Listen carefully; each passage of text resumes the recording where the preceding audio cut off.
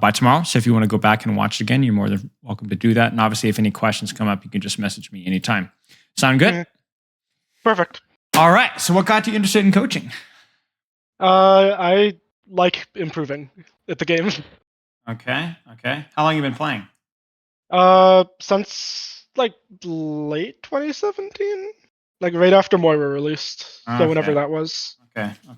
Sounds good. And you like improving, and you want to continue to improve. You've been obviously high ranked for quite a long time, and specifically tank main. So why tank? How long have you been a tank player? Tank because mostly it was I liked playing Diva. And I also like having more of a control over like the tempo and the flow of things. Sure.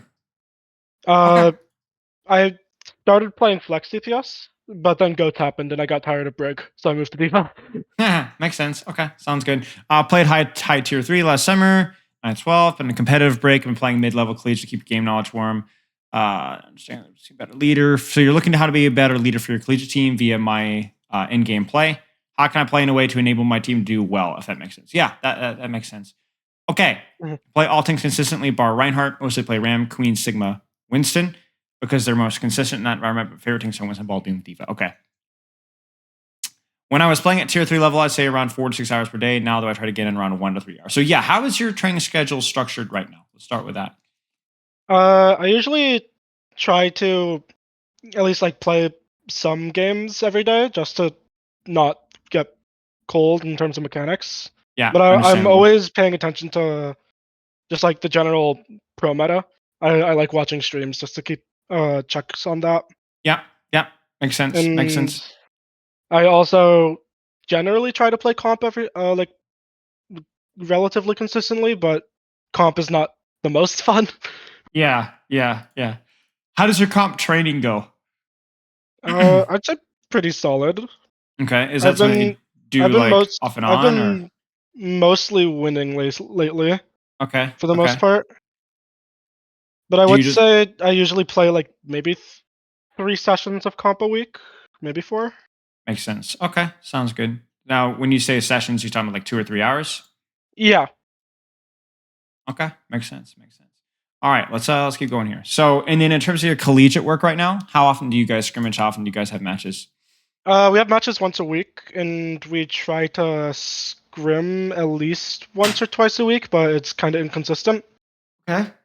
I think we are scrimming tonight though, which is nice because I do enjoy scrimming.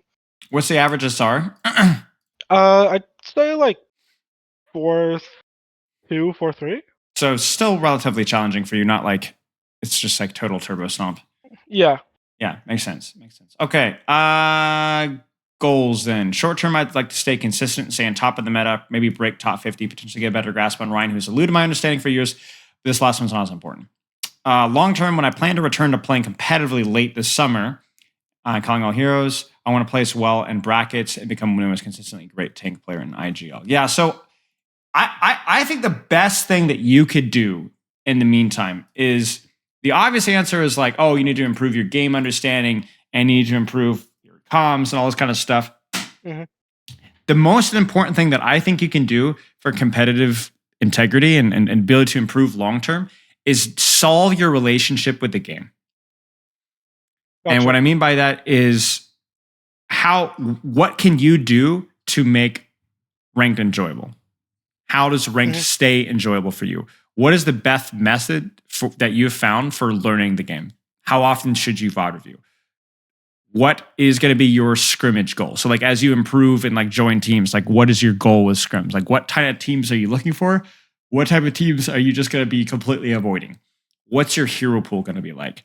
What's your sleep schedule going to be like? What's your break schedule going to be like? How are you going to approach long ranked sessions? Does that make sense?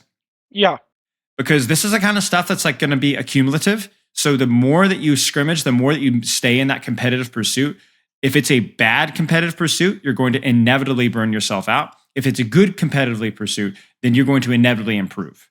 So, there's like lots of things that people do like, well, I just need to get like and grind hard and then I'll get better. I mean, yes, it's obviously going to work, but the question is like how long you'll be able to sustain that. So let's Yeah, start. Let's burnout. start. Yeah, exactly. So let's start with that. Let's just treat it like competitive hygiene. All right.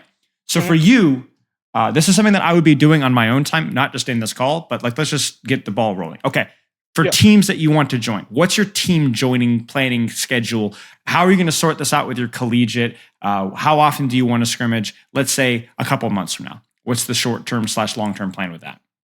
I think short term, long term, I definitely want to scrim at least more often than not during the week. Okay. Like, not like 2 to 3 times, like four or five, Yeah, I got six. you. I got I you. I, I just generally enjoy scrimming. I like playing competitively. Okay, so let's take some notes right here. Okay, Hmm. scrim stuff would prefer to scrim daily if possible, right? Yeah. Okay. Let's talk about ranked. What is like a sustainable low ball ranked goal during this time or to get to that point? Um, I definitely want to try and break top 50. I think that's doable. Right, right. So instead of looking at like the end goal of the rank, what is going to be the training schedule? It's going to like how much can Okay. you play per day without losing your crap? How do you approach the ranked? Let's start with play time Probably total. probably could do max like an hour and a half to 2 hours before ranked gets Sure, unbearable. sure. So 1.5 to 2 hours max Yeah. right now, and this would be in addition with the 2 hours of scrims. Okay. Yeah. What makes it unbearable? Generally, like just the kind of randomness that comes with like matchmaking. Like sometimes you just get like horrible players, or sometimes like the enemy team is just significantly better than people on Okay. your team. Okay. It's mostly just the randomness. Okay. Now I knew that was gonna come as an answer Yeah. because when I asked you like what was your like what was your ranked hygiene goals, your first answer was like, oh, I want to hit this rank. Hmm. And so when you set that as a rank goal, every game that feels bad or imbalanced is a roadblock from you getting towards your goal. So respectfully, your goals suck That's because the fair. irony is that That's fair. you set a goal and then but the goal is set in such a way that while you're trying to get to the goal you completely sabotage yourself every time you have an unlucky game. If my goal was to improve and play and improve my Winston gameplay and to get a lot better at my Malga CD management or work on my Zarya mechanics, I don't really care about imbalance matchmaking because Hmm. I can still practice it regardless of whether the matchmaking happens. And the irony is that by focusing on that's what how I get high rank, That's fair.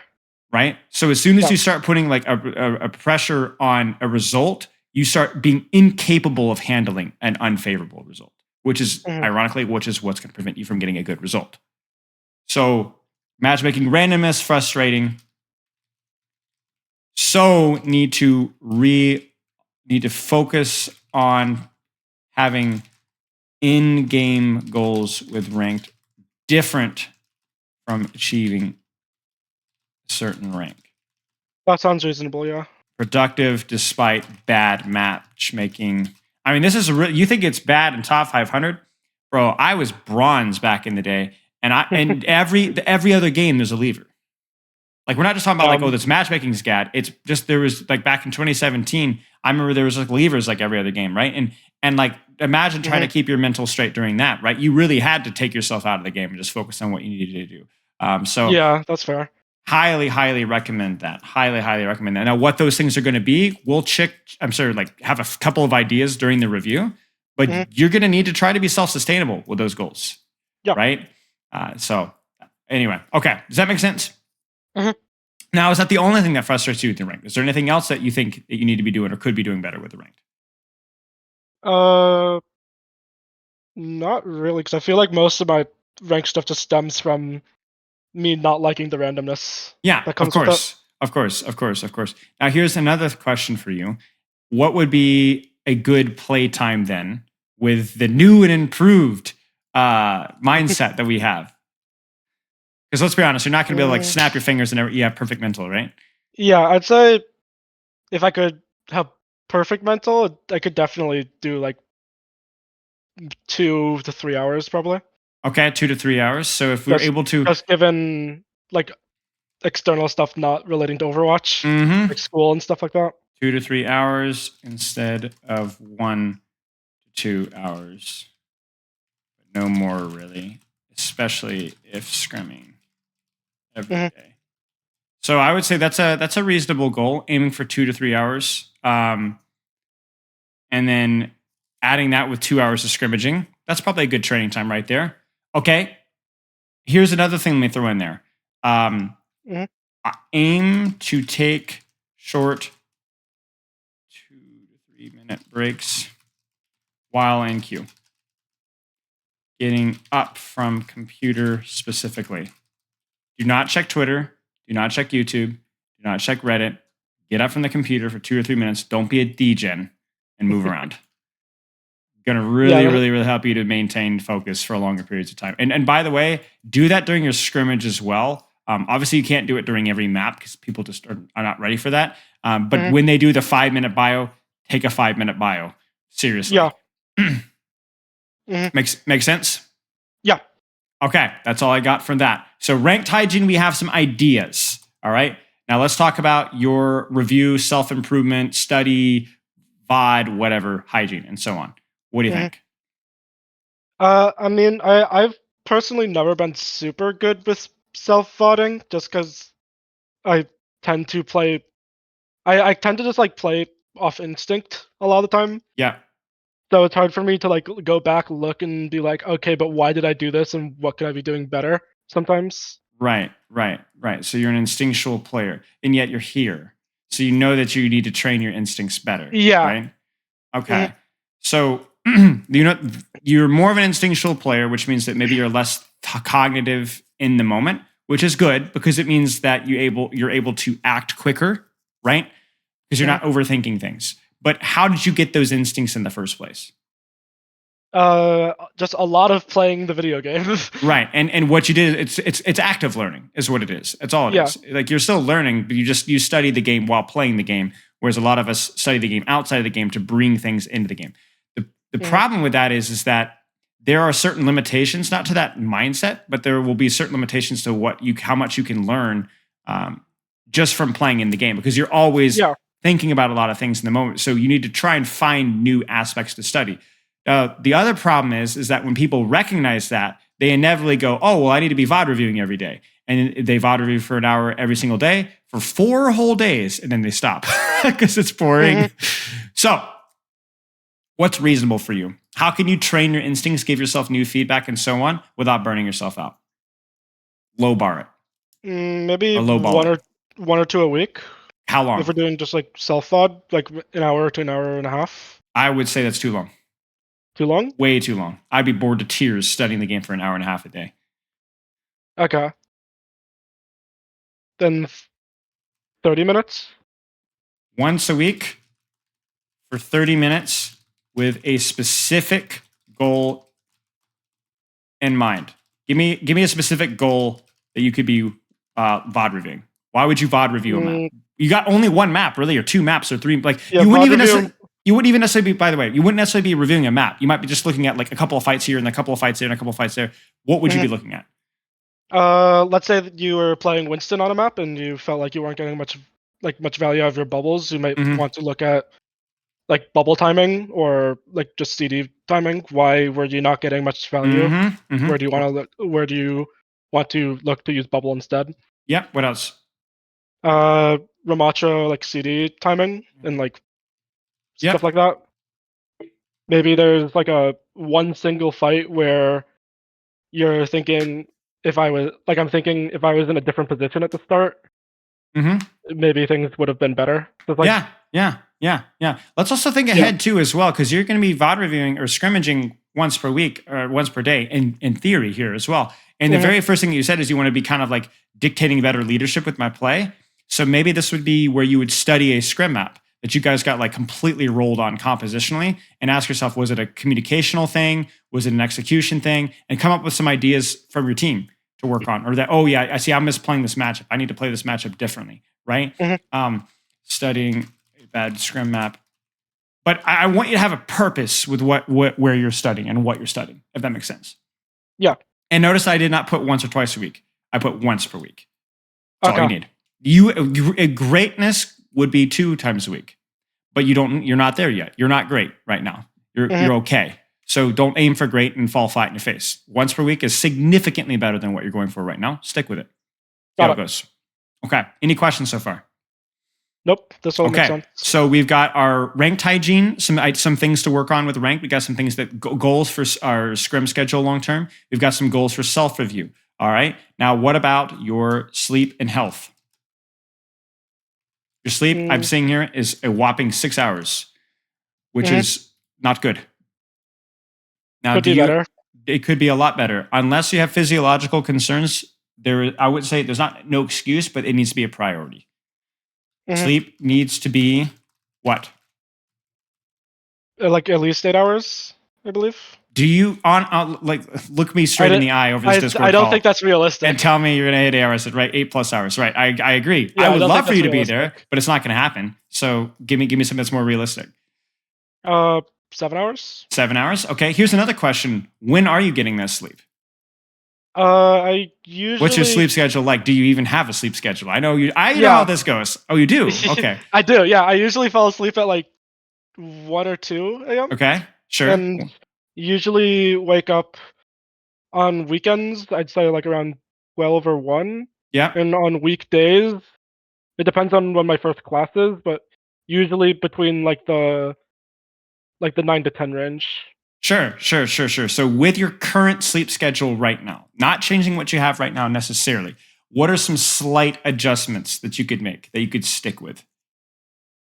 Going to sleep an hour earlier. Can I lowball you? Half an hour Yeah. earlier. Half an Half hour an hour. earlier. Yeah, like Yeah, make that can work. it 1:30. I never stay up past 1:30. Do you ever stay up past 2? Occasionally.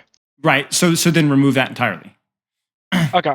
Or make it 1:30 happen more often, right? So sleep needs to be never, avoid staying up past 2 a.m. ever, and aim for 1:30 most nights. Don't change your wake up time. And that's all you need. Yeah. That's it. Let's stick with that. Okay. And then in terms of your health, we don't necessarily need to dig too deeply into your diet and your fitness. I think both of those, but here's what they're going to do. They're not going to make you play a better character, play better, rank up. But what they will do is they will allow you to stay in this game for longer. And so when we're talking about like you're aiming for the pro grind, it is not an accident that a lot of the pro players, when they got to Overwatch League, kind of got into like the whole gem thing and doing this kind of stuff, because it's psychologically, it prevents you from going cuckoo after too much time, right? Yeah. So what do you think is reasonable? Maybe you're already doing this. I don't know. So you tell me. Is this something that you could load? I'm not doing. I do not hit the gym. That's fine. So you don't hitting the gym is frankly, I would not even recommend starting there. I hate going to the gym. So what is up? I think like having to go to a location just adds extra time demands, which just makes it so much more like difficult and less motivating. So what is something small that you could do that would be available and easily accessible with where you're at right now? Going for walks. Sure. How long? Or runs. Like walk's great. Maybe 15, 20 minutes. 15-minute walk. 15-minute walk daily. And then what about nutrition? Where are you at with that? Is there anything that can be improved there? Or do you think you're okay? Probably, but I think I'm better than average. Yeah, nutrition is fine. I'd like to think at least. Yeah, okay. So then there you go. There's your adjustment for the day. 15-minute walk daily. Perfect. Oh, by the way, walking, really good psychologically as well. Yeah. I find my most miserable days are when I work all day long and I don't give myself time to think, because I always sleep really poorly, because I never like give myself a chance to like process anything. I have to give myself time to walk every single day. Otherwise, I have like all these like thoughts and my brain is like freaking out. And like, I have to think things through. Like, okay, how did today's sessions go? What are my goals? What are projects I have to get done? Walking is like not only good for like a little bit of physical activity, but I think it really like will let you to process it. Like if you have a bad scrimmage, actually life hack to walk for 15 minutes after a bad scrim or a bad rank session. Super, super important. It just allows it to just not sit and stew. You actually learn or progress from there. Okay.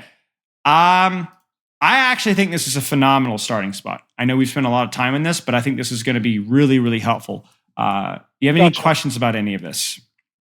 No, I think this is actually very useful. Okay, great. And now you can always reevaluate this and make adjustments. I mean, the obvious goal would be that we would improve these things, right? Like we're able to Mhm. bump our rank up to the 2 to 3 hour mark, and that where you're able to significantly improve your mindset. Maybe you're scrimmaging twice a day sometimes, in which case you barely need to play any ranked at all. And maybe you could self-review twice per week, and maybe you could be taking 30-minute walks. But like we really don't care about that right now. Like that is way, way, Mhm. way down the road. See how this goes, and I want you to keep me updated with how this goes and if any questions come up in the meantime. Okay. Okay. Let's keep going here. Goals. We talked about goals. We talked about how we're going to get those goals. This is the kind of stuff. What do you feel is holding back from improving? I think my understanding and mentality when it comes to the game are the deficit, the weakest points. For understanding, I describe myself as very instincts first player. Sometimes I just make a dumb or goofy play in the moment because it feels like the right move site, not knowing otherwise who goes in the past and internalize information quickly. Those so usually need to do it. Yeah. So again, the instinctual side of thing is really, really good because it allows you to act quickly. But when your Mhm. instincts are wrong, you need to slow the process down, reevaluate the situation, and then build that knowledge into instinct. Mhm.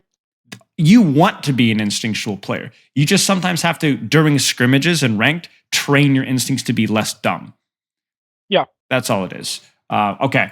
And then obviously we'll take a look at what you're dumb at instinctually in a second. Mentality. I just generally dislike not performing at my possible peak. It's the same for playing with players who aren't performing well doing their job. I This wouldn't ties say into like the randomness thing with comp. yeah. I hate being bad or playing with bad players. So sometimes internally tilted. Yeah. Okay. So this is the way to look at it.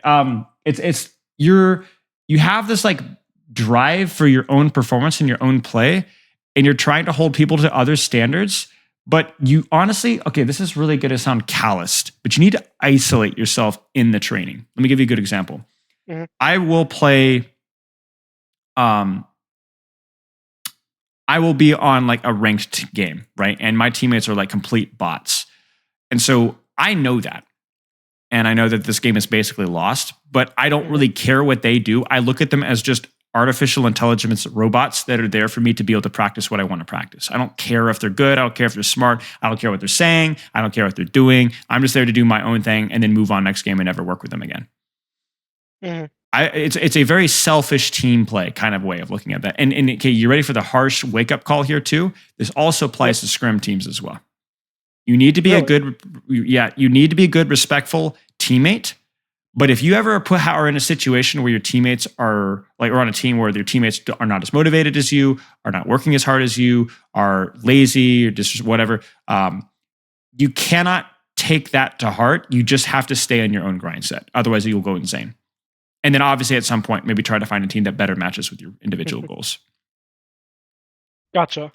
Because this is what almost like boomed Hottie in 2021, because Hottie was putting in like a lot more effort and work even later in the season when we were not doing so well.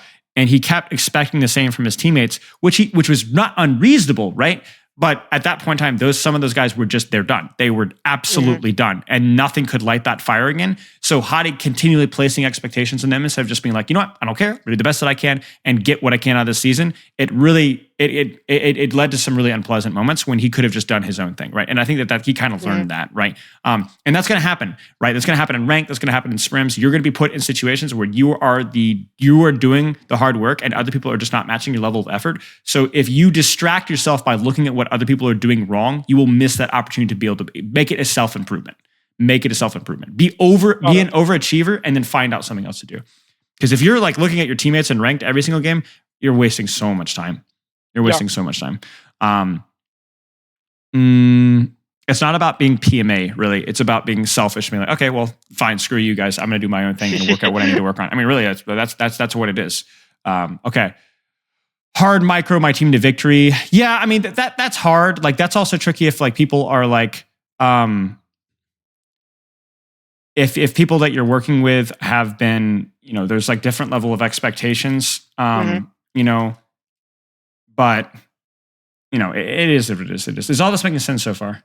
Yeah. Okay, Perfect sense, actually. let's keep going here. We talked about sleep. You enjoy meta theory, lovely. Okay, let's get into some gameplay review. Okay.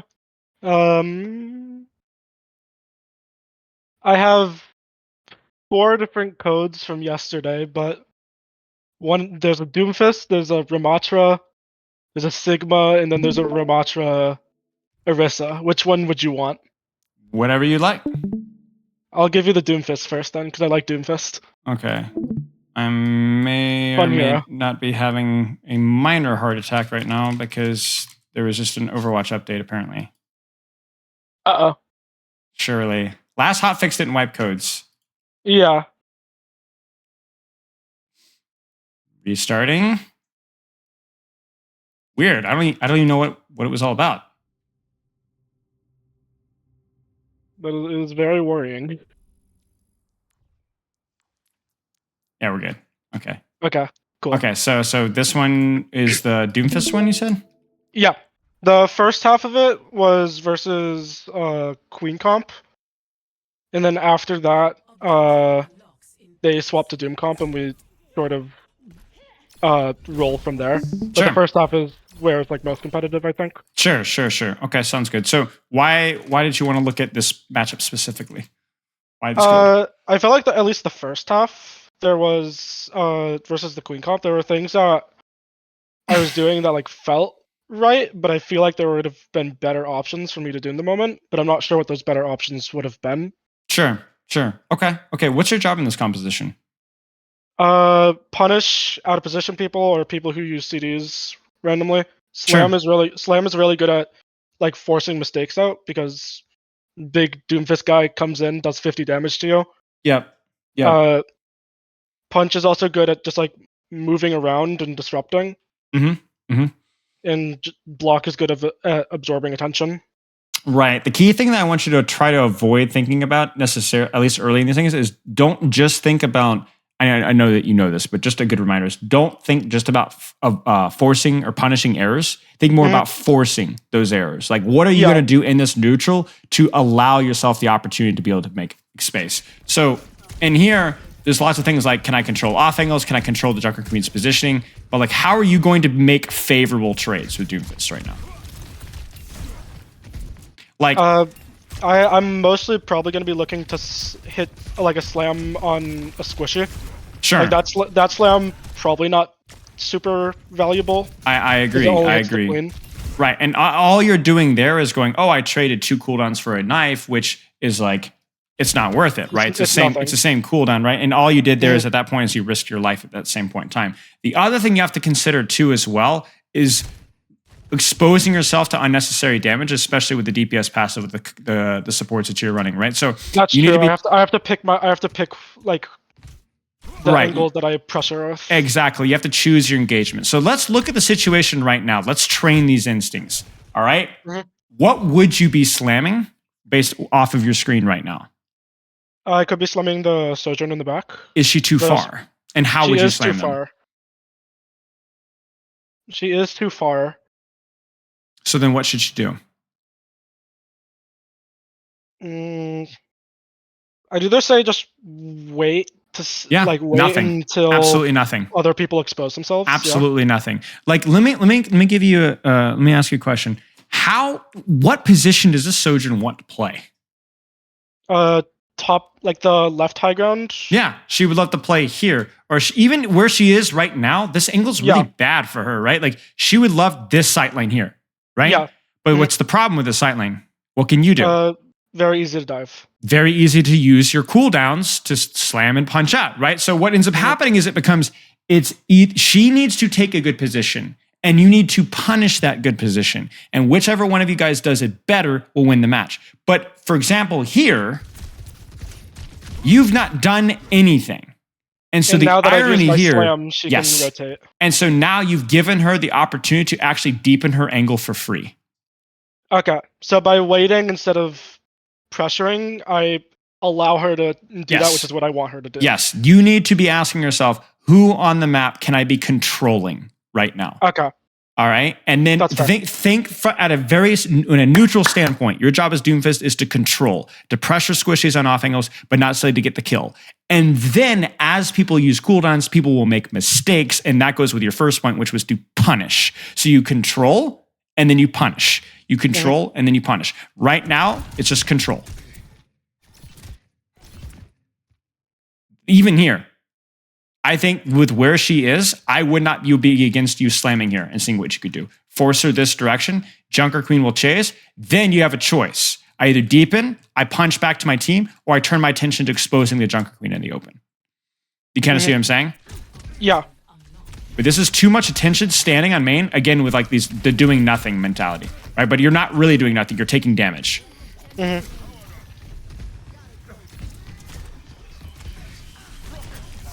Nice. By the way, did you notice it was kind of an accident, but did you notice who you punished here? What were they trying to do? They were trying to go on our Lucio. That's on. They were trying to take an angle. They were trying to take space, right? So you punish them from taking this angle, even if you didn't like get the power punch, right? These guys would have to back up, which allows your Lucio to hold this angle, which allows her to put more suppressor in Junker Queen, which prevents the trace from getting cleared out, and so on. It's like a butterfly effect. We can follow the chain here. I also got Bell and Shadow. Yeah, it's huge. You're controlling. Get her out. You don't need to pursue now unless you want to. I mean, your fight's lost here, so you might as well. Yeah. Okay. Does that make sense? I just want you to have like a lot of the biggest thing with Doomfist is like, what do I do? Like, what am I doing? Like, how do I approach these fights? Like, he is one of the hardest characters, maybe the hardest character in the game to know what to do in these neutral fights. So just think about controlling. Like right now, what is your goal? Control the high ground. Control the high ground. How do you get there? From where I am right now, I could probably slam up there, but I would probably take some poke on the way up. Right. So it wouldn't work. So give me another solution. I could go up the stairs on the left and like do like a short slam up there. You could. Give me another solution. That's one. The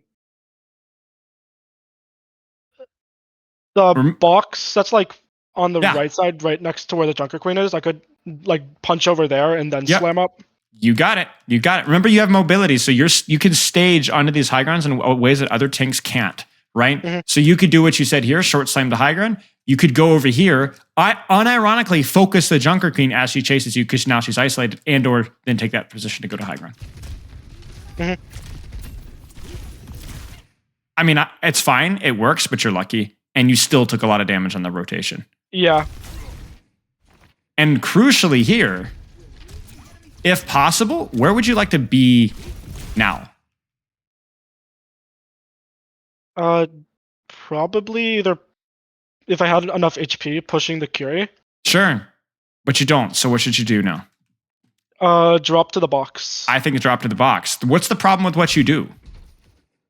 I just give up the space I just gained. You can test the space and then give it up entirely. It'd be the equivalent of you slamming over here and then immediately punching all the way back to here instead of trying to control the space or at least making them push you out.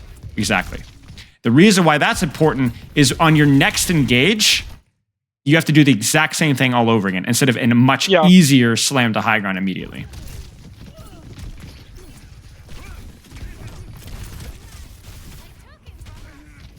I mean, your Echo's getting picked first, so it's like whatever. But I think it's important. Like, this is exactly what I'm talking about. Like, if you were to treat if this is a ranked game, you would be like, oh, my Echo's trash. Like, what's going on? Like, are we getting picked right? But yet you see that like there's been so much to unpack here in terms of like what you're focusing on and how you're staging. That even if you still lose these fights, but even if you stage perfectly, okay, fine, whatever. There's still a lot to practice here. Yeah. Like right now, okay, where do I need to control? I would want to get to the high ground, but I also have to stop point. Right. Yeah, and then they rush, so I just hard kite. Yeah. But then as you hard kite, you've given up point. So then what does that open you up to do now? Take the stairs on the right side. You're taking the stairs on the right side, right? Because you're no longer worried about caps. Then now you can start to be thinking about, hey, can I actually stage up to high ground from here? Right? You got it. Instead, I choose the pressure point here. You're pressuring, right? You're pressuring point. But even if you did have rush here, right? Would you not also want to be in high ground? Sure. You know, because like, what are you going to do with this rush? Shoot a Junker Queen in front of a Sojourn ult?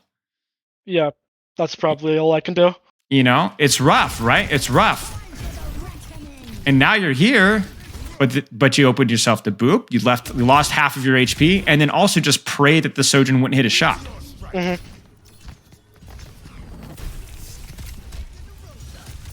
Ignore this. Ignoring? Nice.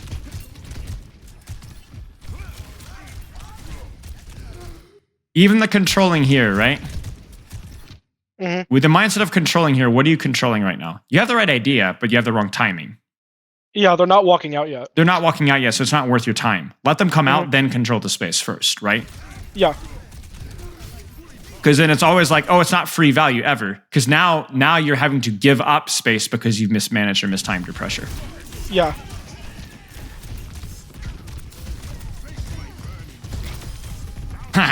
Love it. Oh, nice. I don't know how you caught that box there, but we'll take it. Yeah, that was kind of lucky. Miracle. And this is just mechanics. Just finish off the kill. Nice. Okay, love to see it. Is all this making sense so far? Yeah, so far it's been mostly like timing and staging. That I've Right, been timing and having staging. most issues with. Thinking about it like controlling space. Like what angles can I contest? And then through controlling those angles, I force CDs that allowed me to actually punish and kill. Mhm.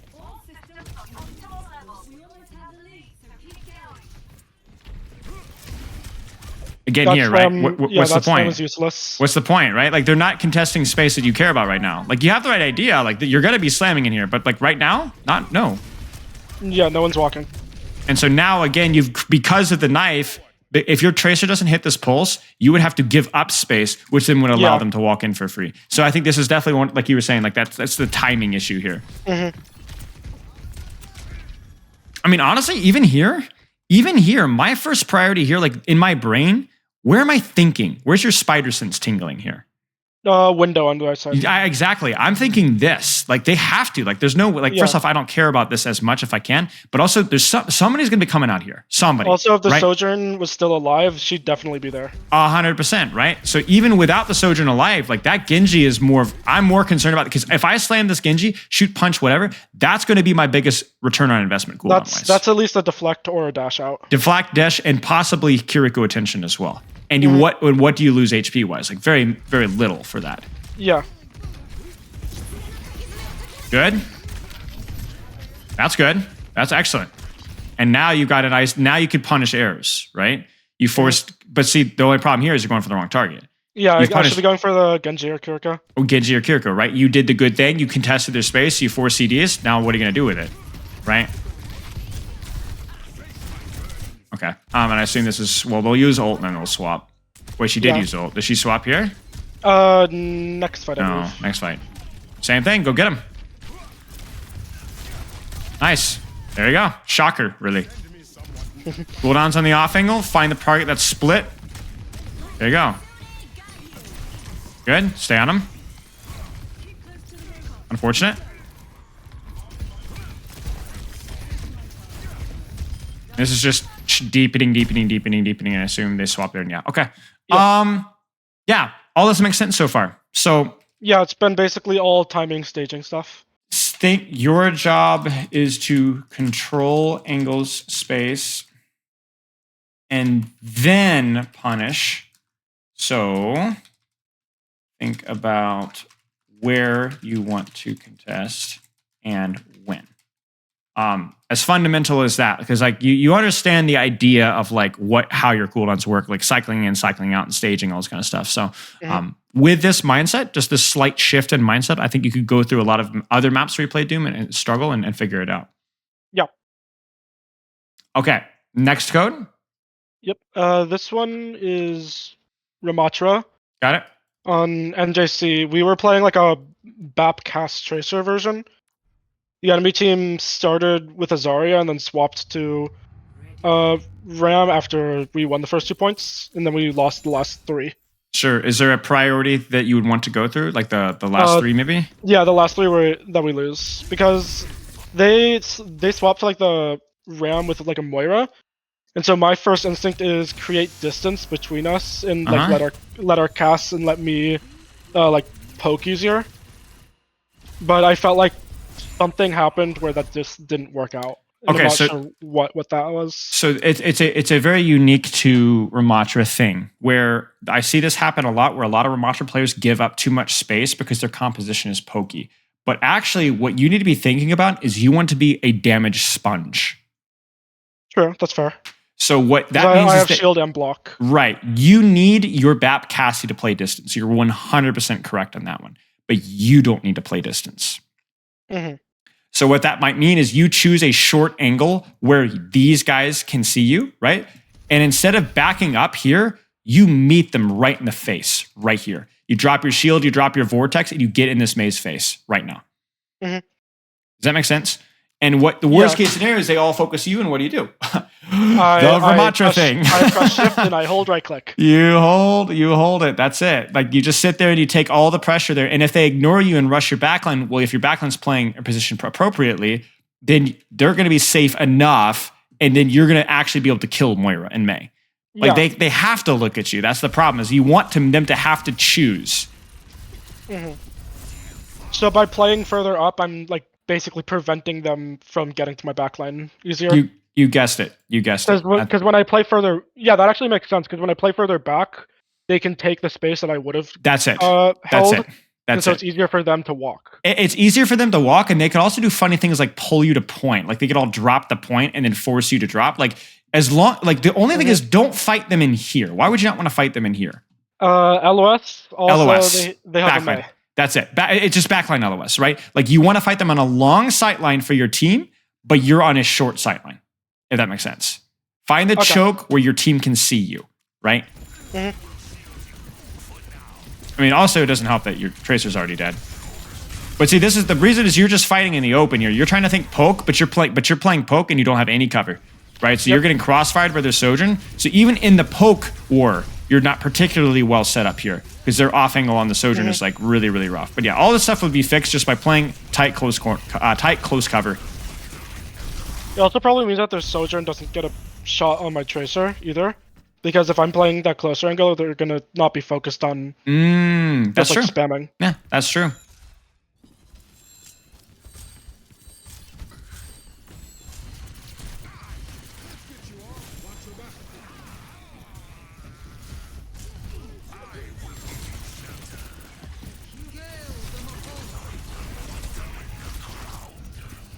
Sure. I probably should have kept walking backwards instead of just saying that spot. I think this is all right. I think the major thing here is I want to see where your Tracer's positioned because there's been a real lack of... see, I knew it. This is why this whole walk-up is so hard. Your Tracer's not in an angle. So what ends up happening is like you feel so isolated because everybody's looking at you because everybody is looking at you. And your Tracer doesn't actually stage until now, and then the Sojourn already has rail. Yeah. So I know we're here for the RAM review, but worth considering.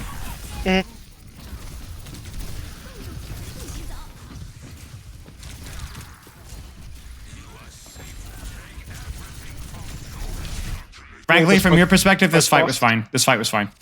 Okay. And that's what we're here for, is for stuff for you.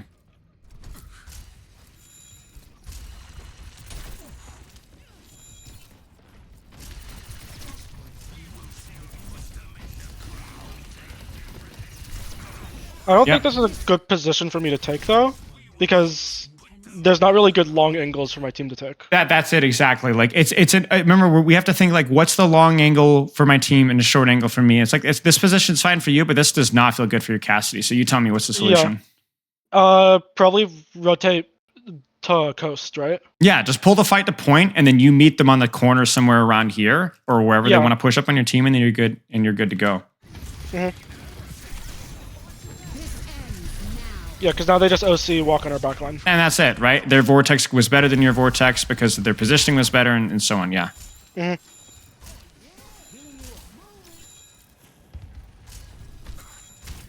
then how do we, like, walk into the space? Because... Oh, yeah, it's tough, isn't it? Right? Well, this is there's not really areas for us to walk. Right, and this is the challenge of map control, right? Think about me coaching Team Blue here. If you guys had won this fight, how do we walk into this space? The Cassidy Baptist blow our heads off. There is no good answer, right? So what you have is you have to hold close. Well, here's what you do. So they have the stuff, the choke advantage, but remember that you guys both have a Lucio. So you tell me. First thing is first, your Tracer opens up an angle. You need to like get your Tracer staged so she pulls attention so you guys can break the choke easier. But what else could you do? We could beta rotation. Beta rotation. You got it. Give me an example. We could go like down the tunnel where their Sojourn is, wait for her to like peek away, and then speed out main. You could. You could even do the rotation up through here. So like look to push rotate, speed amp rotate here, up through there. I want to say you could even just do the far rotation here. Like how are they gonna like this is kind of corny, it'll take you an extra 5-6 seconds, but like you could get rotate all the way to here. They will not be able to meet you here, and then you'll be able to take this high ground, then you'll be able to drop, and then maybe rotate. I mean, it's options, right? Experiment, right? This stuff will probably be good to do even if they weren't on a superior brawl composition, just so that you don't have to walk through a choke. But yeah, this is not gonna go well. Just a prediction. And like your tracer is staged, thankfully. There we go, right? Yeah, I think we win because I can't remember if we win or not, but I think that pulse bomb.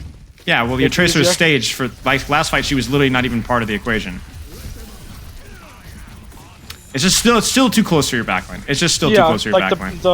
The Ram can just walk through the window. Right, right. We only win that because of that pulse bomb. Mm-hmm. Why do you guys give up so much space? Is somebody dead? Oh. We were texting back our BAP and honestly, here, I think I would try to hold here, and then only touch if I absolutely have to. Okay. Also, you take too much damage while your team is taxing. That is true. I should be hiding right now, or at least not peeking as aggressively. Right. In theory, though, this isn't the end of the world if your team retakes this space. The problem here is that your BAP Sojourn need to be retaking high ground, and they have not. Because you've lived their aggression, all you need to be doing is be taking better positions, but your team is still on the floor. That's the problem. You see? The Ram also DCs here, which is unfortunate. Yeah.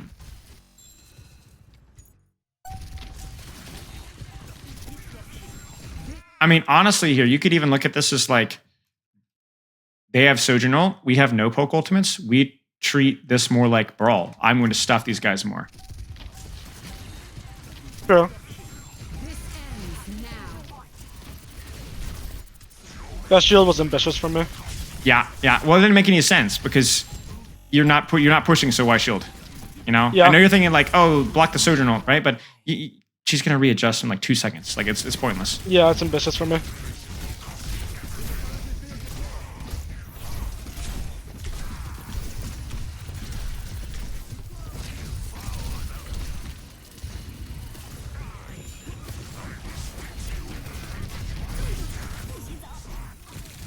Yeah, it's unlucky. Okay, let's keep going here. I don't want to keep beating at the same things over and over again, but I do want to keep an eye out to see if there's anything new here. Okay, that's fair.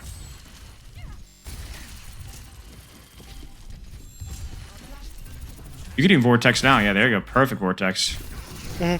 Good shield. Where's your BAP? Your BAP is just way too close. Your backline needs to work on like their positional setups, like setting up better for the brawl ults. Like your BAP is standing in the open into a coalescence mail. It's not going to work.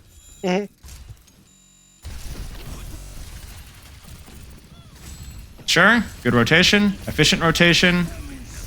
Vortex needed to be here because you need to anticipate the beat Ram. Right? Yeah, that's true. Good pressure on the Mei. Good. Next target. Force the fade. Good.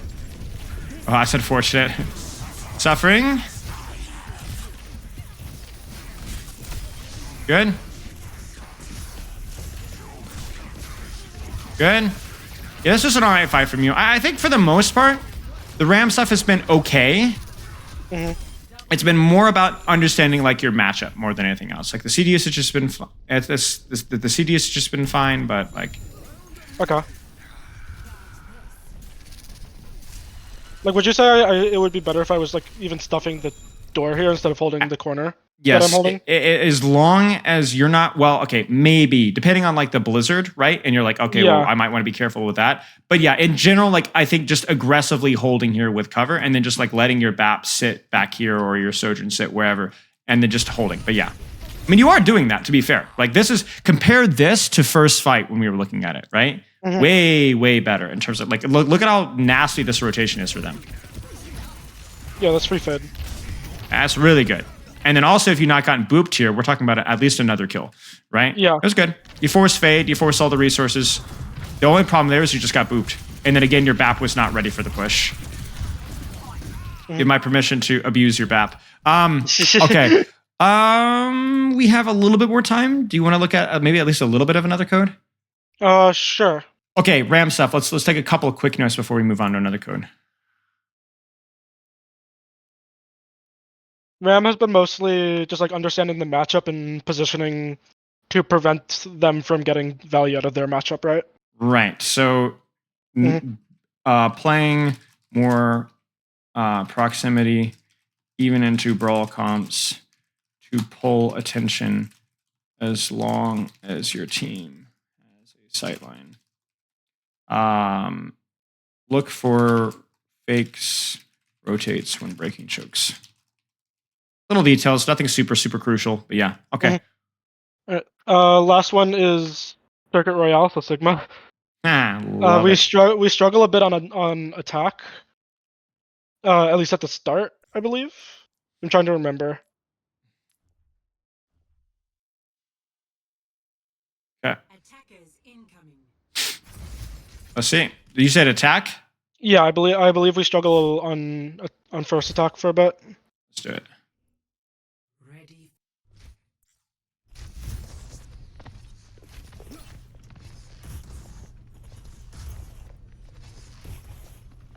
Love it. Are you ready for the rework? I'm sorry. I hate this map so much. Okay, so first things first. Don't let your shield break, please. Second thing. Reacted too slow. Yeah. I mean, to be fair, it did break quickly. Second thing. Not to be corny, but don't underestimate just a wee bit of cover. When you turn this corner here, turn the corner here. Not here. When you're pushing up here, push up here. Not here. Tiny little details here. Tiny little details. Good? Okay. Obviously fine.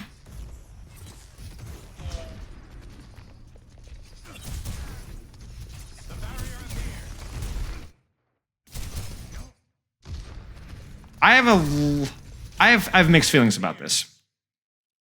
Here are my mixed feelings. This card is still moving. It's still moving uncontested. So there's no reason to push. So you're turning the corner here on a timing where only 2 or 3 members, including your Widow, are actually involved. If that makes sense? Yeah. The reason why I like it, though, is because it was clearly coordinated with your Genji, and you did set it up pretty well. So that's why it forces a lamp, right? So I like the execution. I don't know if I love the timing. I would have loved to have waited just an extra second or two to go for this. Because now there's an actual contest. Right. And so now there's a situation where like your BAP Zen could get more involved. Obviously now a push now matters a lot more with where the card is. It's just a small thing. Thing.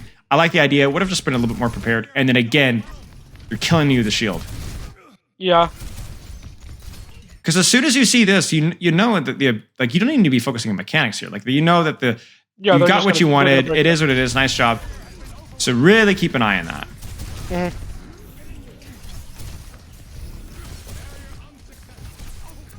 Again, the shield breaks there. I know you're thinking, oh, Widow. You have to just take the risk, I think. Okay. Again, shield breaks. Choose your engagements. Shield's gonna break again. Oh no! Look at you. I've learned. Evolving. Nice. Don't let it. Good. Oh, you almost had it. The intention there was good. You just messed up the tiny detail. That's all right. Let it break again. Yeah.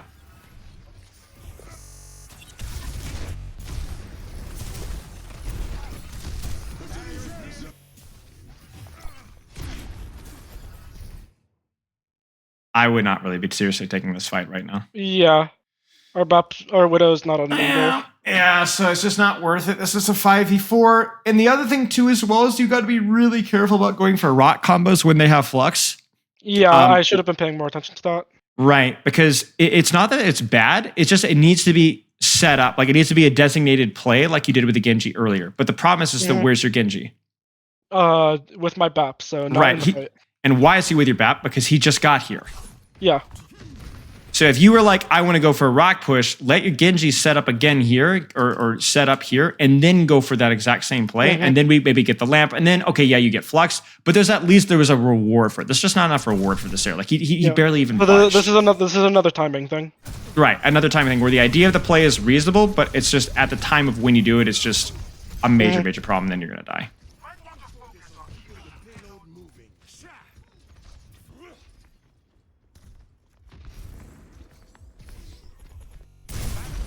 Oops, well, that escalated quickly. Yeah, because they close hold here.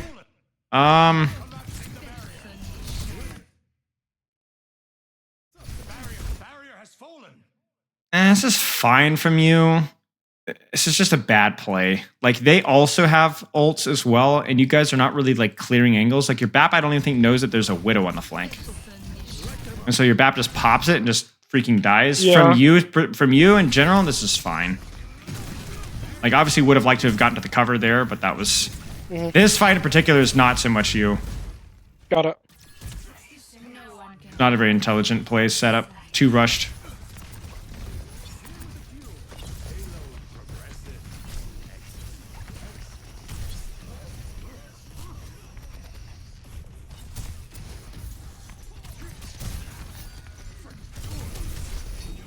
Nice. I mean, that's it, right? Like, they tried to do what you guys did, but and I think it's because they were down in ult, so they were trying to clutch, but you can see the problem, right? Like, when they try to clutch, look at the backline rotation, Yeah, right? their timing's off. The timing's off, so that what ends up happening is, even if you didn't catch this, you would probably kill the Genji or kill the Sigma anyway. Yeah, so this is fine. I think it really just comes down to timing. So, Okay. Sigma... That seems to be a common issue with all three overall, heroes so far. Yeah. Overall plays were fine. Timing of peaks around backline needed work. Keep an eye on shield fully breaking unnecessarily. I think that's mostly it. Any questions? No, it seems like the consistent thing has just been timing. Yeah. I mean, to be fair, like, this is not an easy thing to do when you're playing Sigma in these comps. Like, you have to have eyes in the back of your head. You have to know, like, when is a good time, when is a bad time, like having some sort of communication, or even just turning around whenever you get a chance. Yeah. But yeah. Okay. Looking through notes here, we have notes for the biggest stuff is obviously the stuff that we did at the start, like in terms of long-term feedback. Doomfist, controlling angle timings, RAM, Sigma. Any questions largely beyond big picture, small picture, whatever?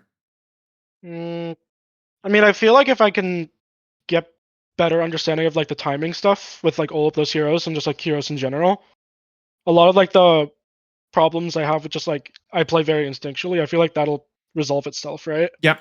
Building a better understanding of when things could happen. Yes, exactly. Building the habit of when to like actually check to your teammates so that you can actually like let you remember we're training your instincts is the way. We're not moving you away from being an instinctual player. We're just training your instincts. And then we're not training your instincts all the time or all instincts. We're training a specific instinct one at a time with scrims or whatever, right? Yeah. That's what the goal is. Okay. Remember, you could do this in rank 2. Everything we've talked about in this review, every single thing with the exception of fakes, rotates, are with Ramattra. Yeah. Literally everything else is something that you can practice in ranked. But yeah, okay. Any questions? Nope.